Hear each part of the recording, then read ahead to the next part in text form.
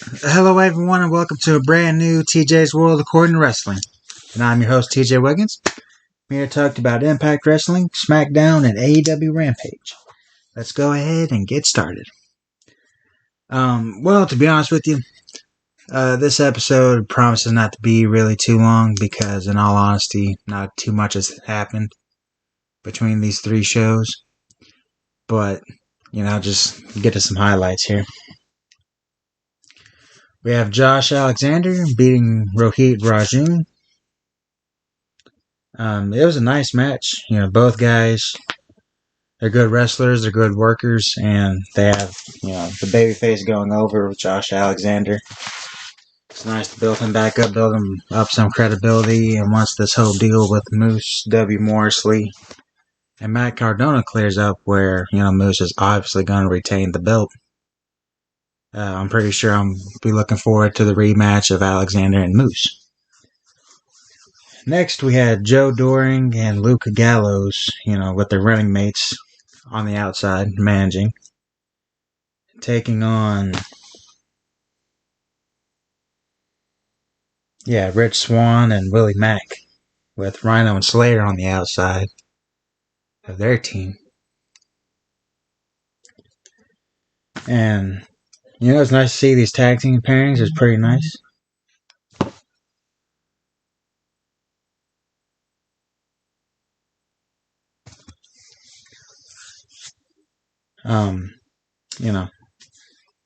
Gallus and Doring do a great job of imposing their wheel and healing on Swann.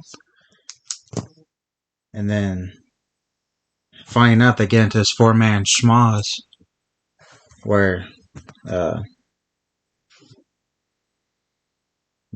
they fucking beat Willie Mack in this match, and then they ended up beating up each other. I'm sorry, guys, I'm kind of distracted right now. But after that, they fucking lay him out, too, so they not only won, but they got the double heat as well. It's fantastic. Next, we have Chris Bay beating Laredo Kid in an underwhelming match. You think with these two names and two good workers, they'd be able to do a good match, and I really wasn't seeing it. Next, we had Tennille Dashwood beats Jessie McKay in a surprise. But they're two heels, and why are they fighting each other, I really don't know, but, that's just the way it is.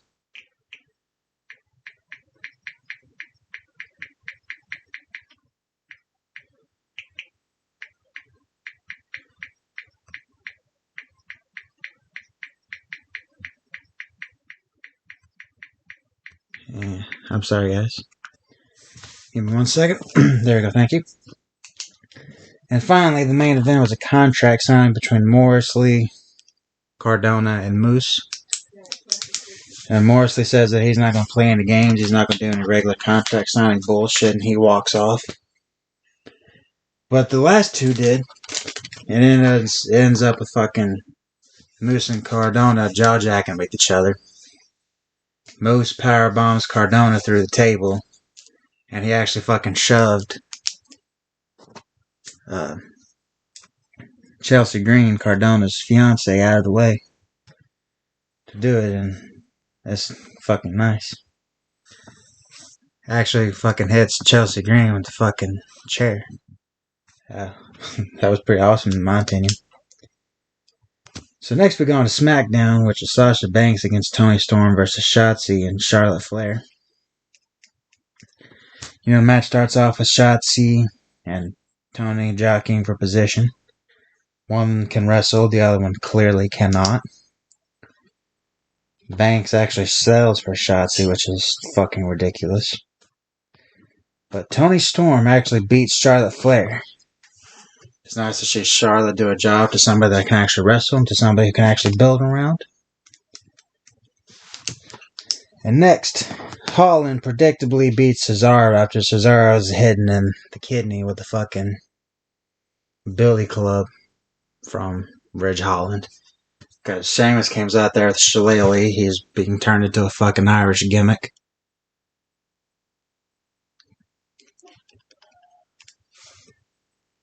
But, after that, he distracts the ref, the match starts, It actually goes on, like for 10 minutes or so, and then Holland predictably wins. So he's not just outright getting his fucking ass beaten and jobbing. But so what happens? Naomi beats Baszler after Baszler jumps her, and this is fucking stupid. How is Baszler not completely fucking killing people? But anyways, the attack is focusing on Naomi's knee. Baszler has a fucking knee bar. A goddamn Naomi. And that should have beaten her right there. It should have tore her knee to shreds, because she's actually won fucking MMA fights. That son of a bitch. But somehow, Naomi is able to get both into their feet, and with her legs locked up, she is able to roll Baszler onto her back for a roll-up and win. It's fucking insane. New Day beats the Usos, because, of course, why not? Goddamn, I hate them. But we're not here to discuss that. So anyways, continuing on before I get pissed at this shit. The main event, and let me tell you, it's really the only thing that's been worthwhile the past couple of days of wrestling. Reigns comes out there. The Usos are already out there. Heyman comes down with them with the belt. Reigns calls Heyman's loyalty into question. And Heyman does a great job of selling his discomfort and conflict. He's actually fucking crying right now when he becomes questioned. He really doesn't know what to do, what to say. He's afraid of what's about to happen. And surprisingly enough, Reigns fires Heyman, hits him with a Superman punch. And then Reigns is about to hit Heyman with a concerto, because he already has his face planted onto another chair where he has another chair in his hand. But Lesnar interrupts. He dispatches the Usos.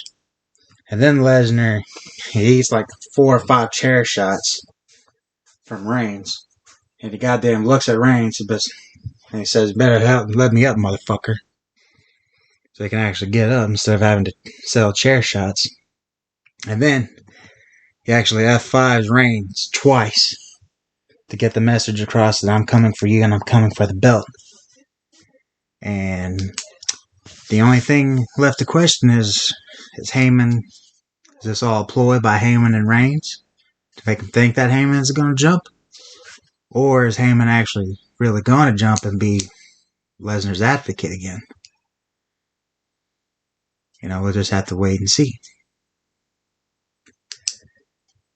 Next on AEW, there's an 8-man tag with Cole, Fish, and the Young Bucks versus the Best Friends. And they are killing Cole and Fish, having them with these fucking idiots. Kyle needs to hurry up and get there so they can reform the Undisputed Era, because that's really the only thing that's going to fix these two guys. And of course, with the heels, they would be jobbing. And you know which one would job? Fish. He's the low man on the totem pole, even though the Young Bucks are part of this stupid shit. And Tanara Conti wins the submission match in very quick fashion. The match literally took about 7 minutes.